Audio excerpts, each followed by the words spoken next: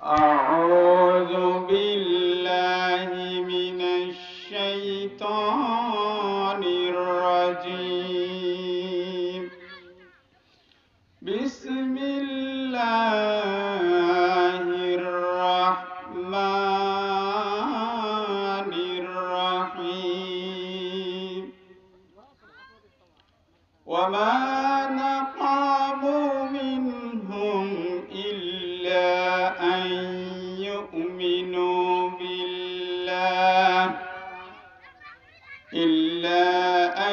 يؤمنوا بالله العزيز الحميد.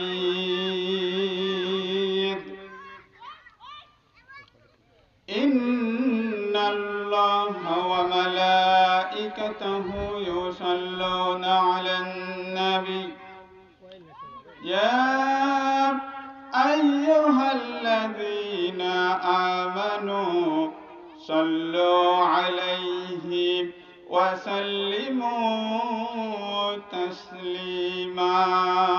اللهم صل على سيدنا مولانا محمد وعلى آل سيدنا شفيعنا محمد.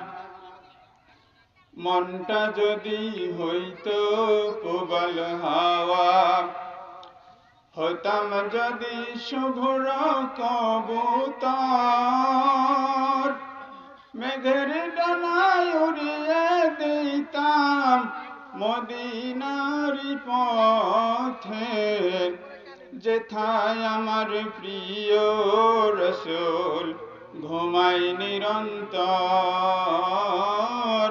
যেথায় আমার প্রিয় রসূল ঘুমাই নিরন্তর। প্রথমেই শুকরিয়া জ্ঞাপন করছি সেই মহান আল্লাহ জাল্লা শানহু তাআলার দরবারে, যিনি আমাদেরকে একটি মোবারক মাহফিলে আসার এবং বসার সুযোগ দান করেছেন। সকলে বলি আলহামদুলিল্লাহ। লাখো কোটি দরুদ আর সালাম বিশ্ব মানবতার মুক্তির দূত, আকায়ে নামদার, তাজেদারে মদিনা, জনাবে মুহাম্মাদুর রাসূলুল্লাহ সাল্লাল্লাহু আলাইহি ওয়াসাল্লাম। সম্মানিত প্রিয় উপস্থিতি, আজকে একটা তাফসিরুল কোরআন মাহফিল, এই মাহফিলের আয়োজন করা হয়েছে এই গ্রামে। আপনারা এদিক সেদিক ঘোরাফেরা না করে মাহফিলের স্ট্যান্ডেলে বসে পড়ুন। খুব গুরুত্বপূর্ণ কথা হবে ইনশাআল্লাহ।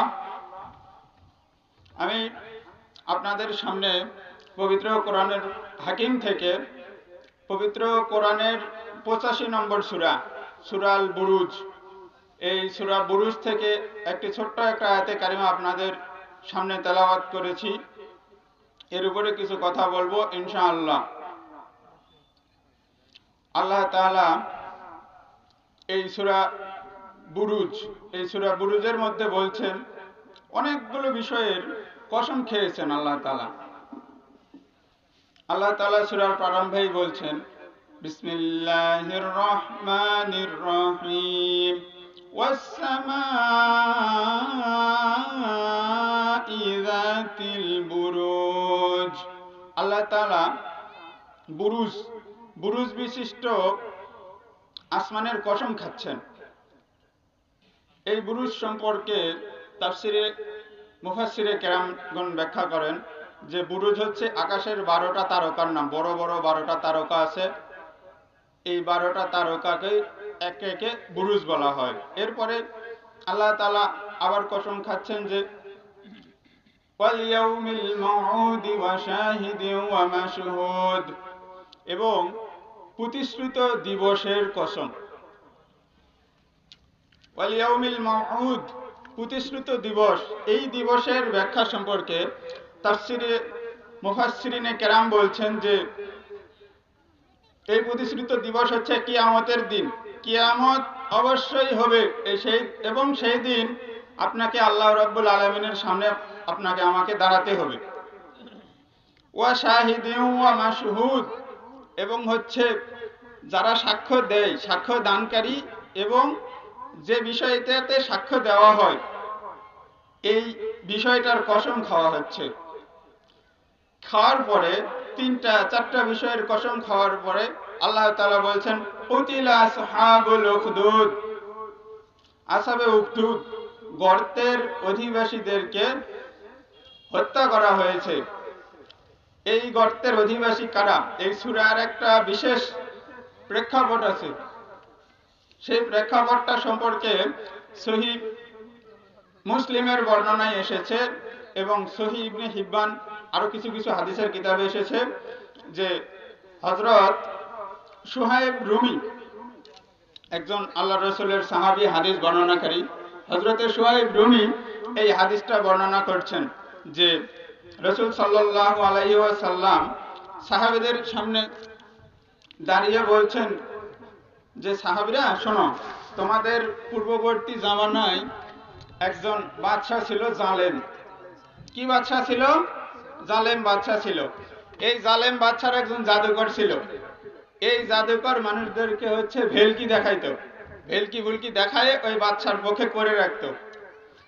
তো এই বাদশা রাজাকে বলতেছে যে মহারাজ, আপনি হচ্ছে, আমি তো বৃদ্ধ হয়ে গেছি, আমার তো আর বয়স শেষ হয়ে যাচ্ছে, আমি হয়তো কোনদিন মারা যাব, তো আপনি একজন যুবক ছেলেকে আমার নিকট দান করুন, যাকে আমি যে জাদুগুলা জানি এই জাদুবিদ্যায় তাকে আমি পারদর্শী করে তুলব। তো এই কথা মতো একজন যুবককে ওই জাদুকরের কাছে নিযুক্ত করা হলো। জাদুকরের কাছে যুবককে নিযুক্ত করার পরে এই যুবক জাদুকরের কাছে যাওয়া আসা শুরু করলো। যুবক যাইতে যাইতে এক পর্যায়ে দেখে ওই সময়কার ইনজিল কিতাবের একজন আলেম, সেও মানুষদেরকে ওই ইনজিলের কিতাবের, ঐশ্বরিক কিতাবের বাণী মানুষদেরকে শিক্ষা দেয়। যুবকের এই কথাগুলো ভালো লেগে গেল। যুবক ওই ইনজিল শরীফের যে কিতাবের আলেম তার কাছেও যাওয়া আসা শুরু করলো। এরপরে তার ওইখানে যাওয়ার জন্য দেরি হয়ে যায়। আলেম তাকে বলে দিল, শোনো, তুমি বাড়িতে গিয়ে বলবে যে জাদুকর আমাকে দেরি করে ছেড়েছে, আর জাদুকরের কাছে গিয়ে বলবে আমার বাড়ির থেকে আসতে দেরি হয়ে গেছে। এইভাবে করেছে জাদুও শিক্ষা করে এবং আসমানি কিতাবের ইলমও শিক্ষা করতে থাকে। এই পাদ্রী যখন শিক্ষা করতে করতে তার ভিতরে ঈমান চলে আসছে, ঈমানের বুঝ যখন তার ভিতরে পয়দা হয়ে গেল, এরপরে সে যাওয়া আসা করতে করতে একদিন দেখে পথে এক বিরাট কায়দোস স্তূপ, বিশাল এক জন্তু মানুষের পথ রোধ করে দাঁড়িয়ে আছে, মানুষজন যাইতে পারতেছে না পথ দিয়ে। এরপরে যুবক চিন্তা করলো, দেখি আমি এইখানে পরীক্ষা করব। সে বলতেছে, আল্লাহ, আমি যেই ইলম শিক্ষা করতেছি, পাদ্রীর কাছে যেই আসমানি কিতাবের ইলম শিক্ষা করতেছি, ওই ইলম যদি সঠিক হয় তাহলে আমার এই হাতের ঢিলার দ্বারা এই যুবকটা যেন, এই বস্তুটা যেন মরে যায়। এরপরে যখন এই কথা বলে ওই ছোট্ট একটা ঢিলা যখন বস্তুটার দিকে ছুঁড়ে মারছে, জন্তুটা মরে গেছে, মানুষজন চলাফেরা করা শুরু করলো। এইটা দেখে আসমানি কিতাবের ইলম, আল্লাহ প্রদত্ত ইলমের যে কত ক্ষমতা, আল্লাহর আসমানি কিতাবের যে কত ক্ষমতা, ঈমানের কত ক্ষমতা, এইটা দেখার পরে যুবকের ঈমান আরো পাকাপোক্ত হয়ে গেছে। এই কথা যখন সে পাদ্রীর নিকট বর্ণনা করে, পাদ্রী বলে, শোনো, তোমার ঈমান অনেক পাকাপোক্ত, তোমার অনেক সামনে কঠিন পরীক্ষা আসবে, কিন্তু তুমি খবরদার ভুলেও যেন আমার কথা কখনো বলো না। এরপরে লোকজন বিভিন্ন বিপদ আপদ নিয়ে আসতো। এই যুবকের হাতের স্পর্শে কুষ্ঠ রোগী আল্লাহ পাকের কাছে দোয়া করলে আল্লাহ পাক ভালো করে দিতেন।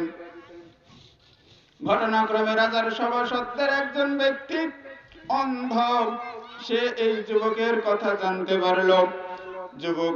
যুবকের কথা জানতে পারার পরে এই মন্ত্রী যুবকের কাছে গিয়ে ফরিয়াদ করলো, ও যুবক, আমাকে তুমি ভালো করে দাও, আমি তো কিছুই দেখি না, আমার দুই চোখ অন্ধ, আমি তো চোখ দিয়ে কিছু দেখতে পাই না, এই দুনিয়ার আলো বাতাস আমি কিছুই দেখতে পাই না, দুনিয়ার এই সৌন্দর্য। যুবক বলে,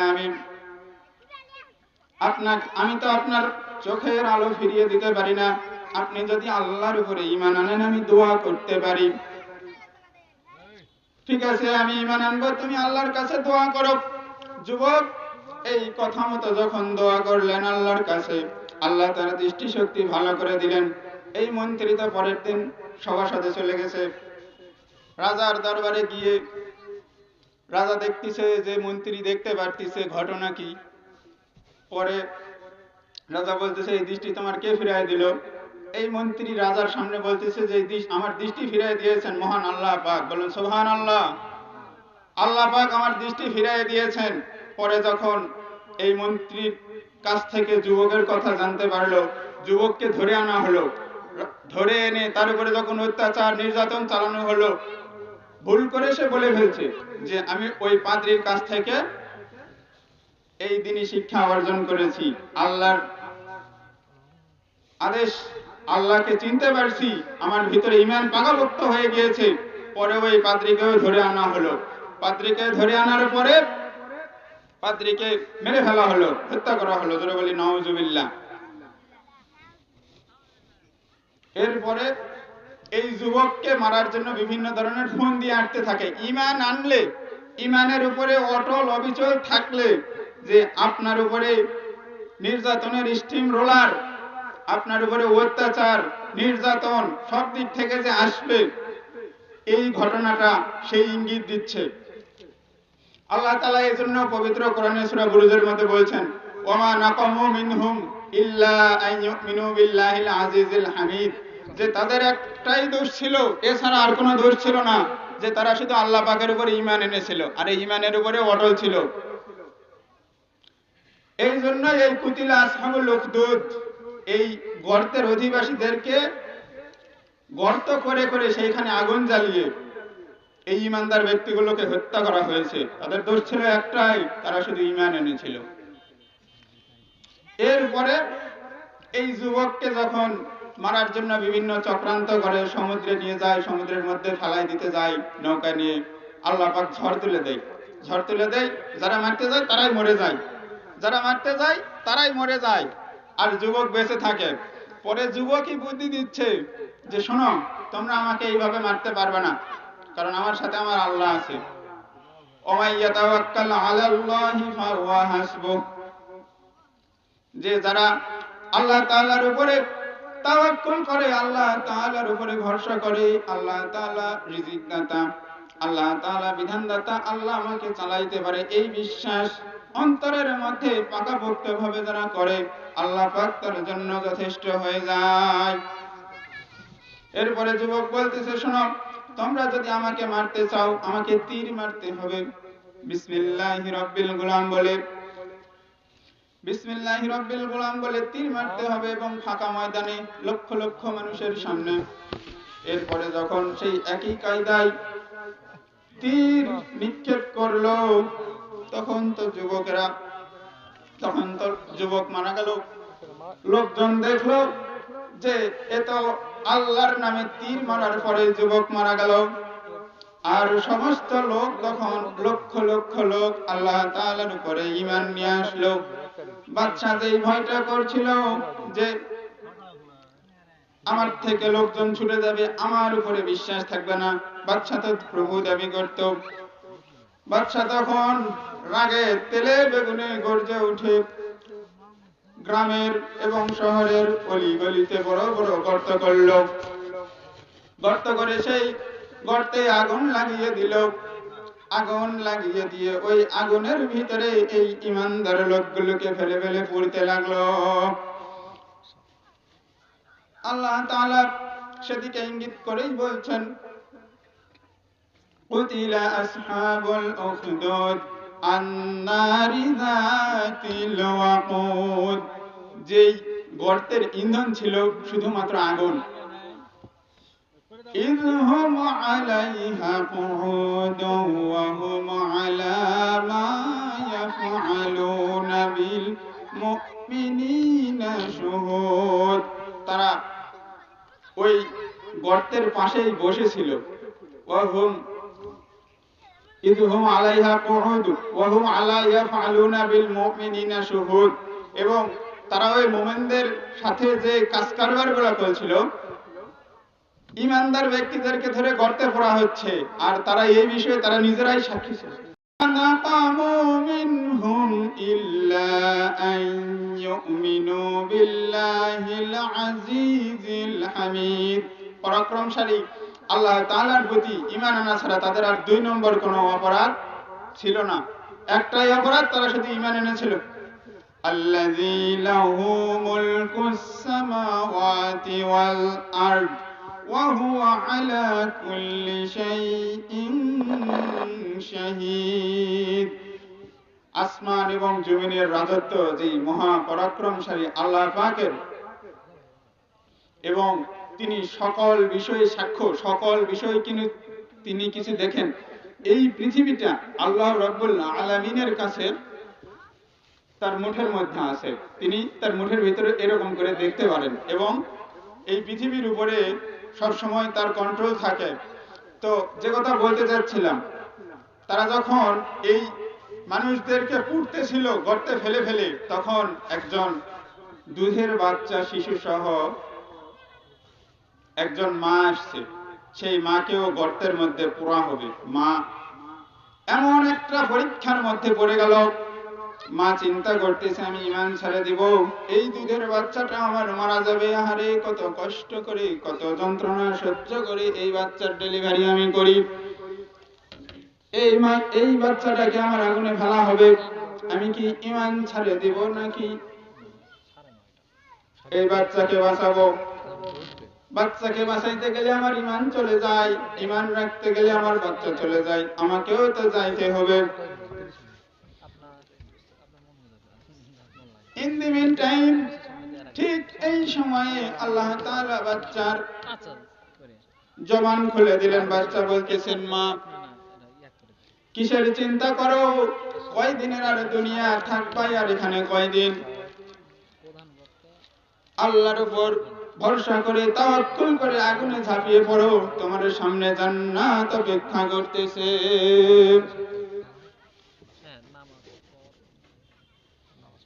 এরপরে এই মাও বাচ্চা সহ আগুনে ঝাঁপিয়ে পড়েন। জোরে বলি সুবহানাল্লাহ। এই পুরা সূরাটার মধ্যে শিক্ষা, যে যত বাধা বিপত্তি আসুক, ঈমানের দাবিতে আপনাকে অটল থাকতে হবে।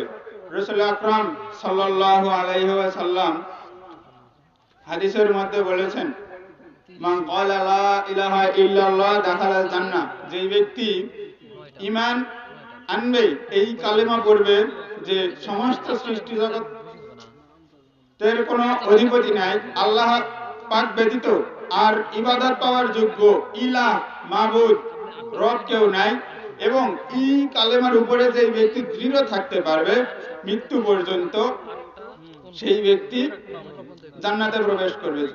সকলে বলি সুবহানাল্লাহ।